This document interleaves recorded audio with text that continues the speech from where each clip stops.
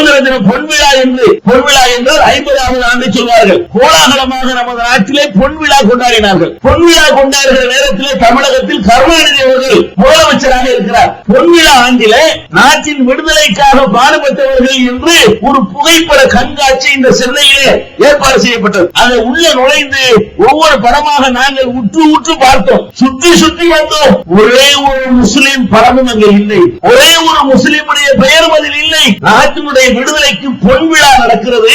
யாரெல்லாம் தேசத்தின் விடுதலைக்கு பாடுபட்டார்களோ அவர்களை பட்டியலிட்டு திரட்டி சான்றுகளோடு அந்த கண்காட்சி நடத்துவதாக அறிவிப்பு செய்யப்படுகிறது.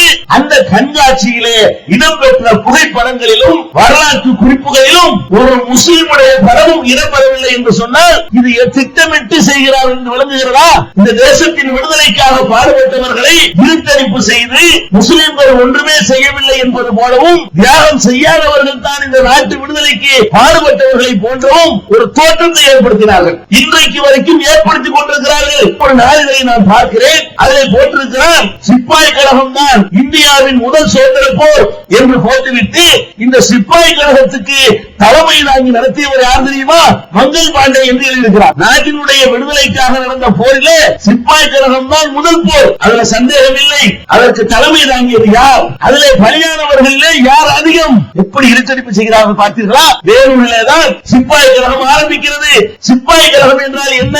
வெள்ளையர்களுக்கு நமது நாட்டை சேர்ந்தவர்கள் சிப்பாய்களாக சேர்கிறார்கள். இப்படி சிப்பாய்களாக அவனிடத்தில் சேர்ந்தவர்களுக்கு அவர்களுக்கு கொடுக்கப்படுகிற தோட்டாக்களிலே, துப்பாக்கி தோட்டாக்களிலே பன்றி கொழுப்பை தடவி, பன்றி கொழுப்பு தடவப்பட்ட தோட்டா என்று சொல்லி அதை கொடுத்து அதை கையாள சொல்லி உத்தரவு போடுகிறது வெள்ளை அரசு. முஸ்லிம்களுக்கு அது தடுக்கப்பட்ட பொருளாக இருப்பதால் வெள்ளையர்களை எதிர்த்து ராணுவமே கிளர்ச்சி செய்கிறது.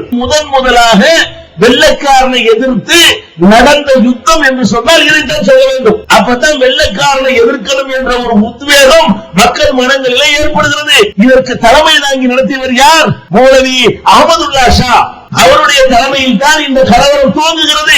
சிப்பாய்கள் கொல்லப்படுகிறார்கள், பீரங்கிகளை வைத்து அவர்கள் சுட்டு தள்ளப்படுகிறார்கள். இப்படி கொன்று குவிக்கப்பட்டவர்களிலே 90% பேர் முஸ்லிம்கள். 90% முஸ்லிம்கள் பலியான ஒரு சம்பவத்தை எப்படி திசை திருப்புகிறார்கள்?